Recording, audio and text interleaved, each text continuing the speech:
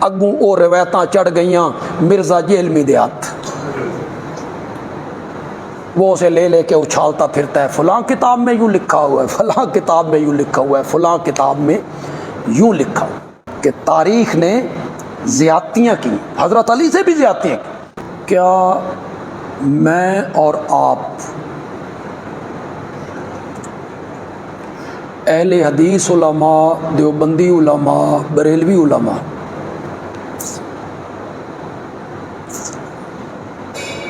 کیا ہم بغیر سند کے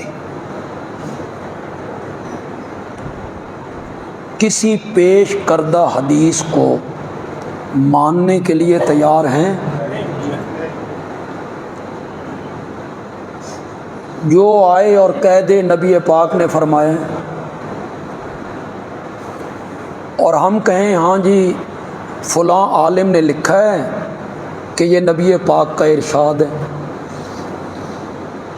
مثلا میں مثال دے رہا ہوں، ابن حجر نے لکھا ہے، علامہ عینی نے لکھا ہے، علامہ ابن کثیر نے لکھا ہے، شیخ عبد القادر جیلانی رحمۃ اللہ علیہم اجمعین انہوں نے لکھا ہے۔ تو ان کے لکھنے سے ہم یہ مان لیں کہ یہ نبی پاک کا فرمان ہے، یا ہم اس لکھنے والے سے پوچھیں کہ اپنے سے لے کے نبی پاک تک اس فرمان کی سند پیش کر، تم نے کس سے سنا، تمہارے استاد نے کس سے سنا، تمہارے دادا استاد نے کس سے سنا، اس کی سند پیش کر۔ پھر اللہ ان علماء پہ اپنی رحمتیں نازل فرمائے، ان کی قبروں کو اللہ نور سے بھر دے، جنہوں نے اسماء رجال پہ کام کیا ہے۔ اسماء رجال کا مطلب یہ ہے کہ ایک ایک راوی کا ڈیٹا اکٹھا کیا ہے، اور وہ ہزاروں کی تعداد میں۔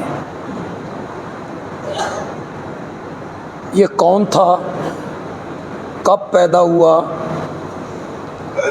حافظہ اس کا کیسا تھا، معاملات میں کیسا تھا، جس سے حدیث نقل کر رہا ہے اس سے اس کی ملاقات بھی ثابت ہے یا نہیں۔ انہوں نے یہ محنت کی اور وہ کتابیں مرتب کر دیں اسماء رجال کی۔ اس میں آپ کسی راوی کو ڈھونڈنا چاہیں، الف سے نام شروع ہوتا ہے تو الف والی پٹی کھول لیں، بے سے شروع ہوتا ہے تو بے والی کھول لیں، تو آپ اس راوی کا نام دیکھیں گے، اس کا ڈیٹا وہاں موجود ہے۔ انہوں نے محنت کی، ایسے نہیں ہے کہ جو اٹھے اور وہ کہے قال النبی صلی اللہ علیہ وسلم، نہ، اس کی سند دیکھی جائے گی، یہ کیسا آدمی تھا۔ اس کی میں ایک مثال آپ کو دیتا ہوں۔ میں یہاں کہتا ہوں کہ میں نے مولانا حسین احمد مدنی رحمۃ اللہ علیہ سے سنا، یا میں کہتا ہوں کہ میں نے مولانا حسین علی واں بچروی رحمۃ اللہ علیہ سے یہ بات سنی، تو مجھ سے آپ پوچھیں گے کہ ان کا تو انتقال 1944 میں ہو گیا ہے، تو اس ویلے جمعہ نہیں سائیں، تو نے کیسے سنا؟ تو میں یہ کیوں کہتا ہوں کہ میں نے مولانا حسین علی سے سنا؟ درمیان والا راوی میں گرا رہا ہوں، وہ میں کیوں گرا رہا ہوں؟ وہ تھوڑا سا کمزور ہے تو میں اس کو گرا دیتا ہوں، ڈائریکٹ ہو جاتا ہوں دادا استاد کے پاس۔ اسماء رجال کے علماء مجھے اس طرح آگے بڑھنے نہیں دیتے، انہوں نے دیکھا ہے کہ یہ کب پیدا ہوا ہے، وہ کب فوت ہوا ہے۔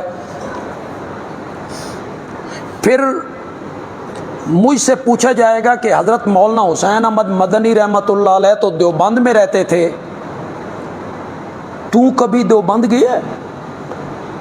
تو جب دیوبند گیا ہی کبھی نہیں تو نے ان سے کیسے سن لیا؟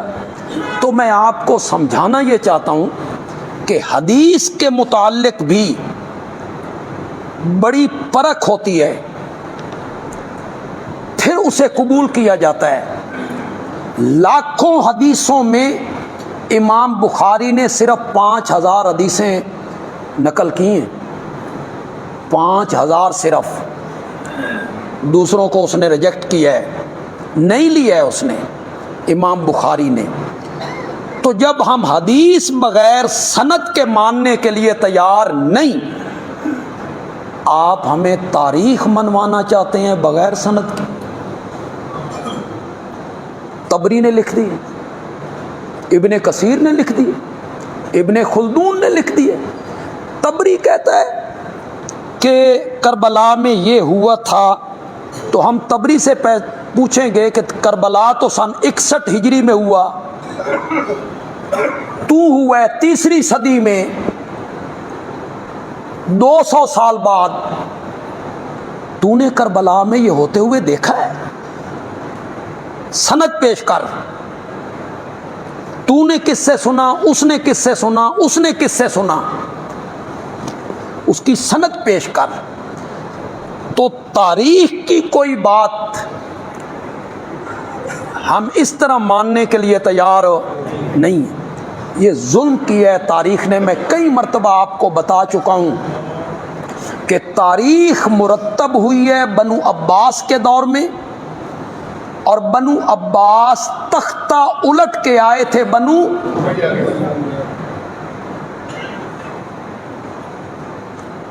تو جو حکومت پہلی حکومت کا تختہ الٹ کے آئے، جو حکومت پہلی حکومت کو ہرا کے آئے، چلو اپنے ملک کی بات کر لیتے،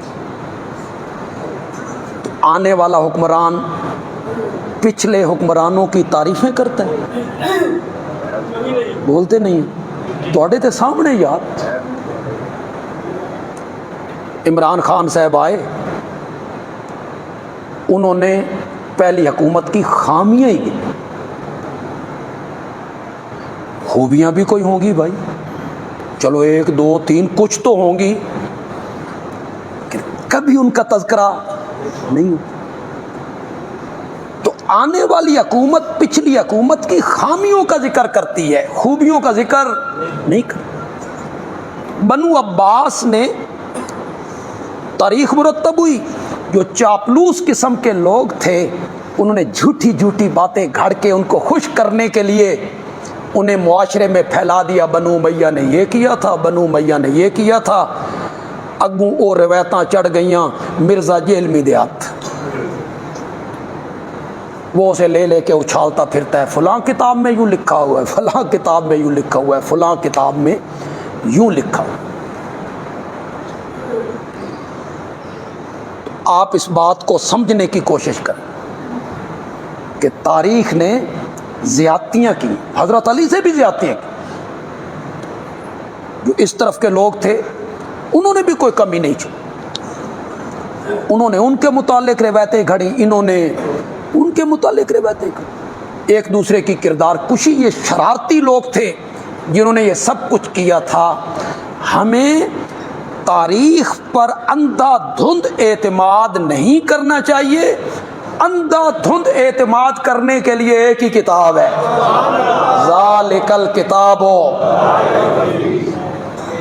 پھر جو حدیث کا مسئلہ آئے گا اسے پرکھیں گے، جو صحیح حدیث ہے وہ اسی طرح حجت ہے جس طرح قرآن حجت ہے، صحیح ہو، کھری ہو، اور جس میں کوئی کمزوری ہو، گھڑی گئی ہو، وہ قابل قبول ہو نہیں ہے، یا عقل کے معیار پہ وہ پوری نہیں اترتی۔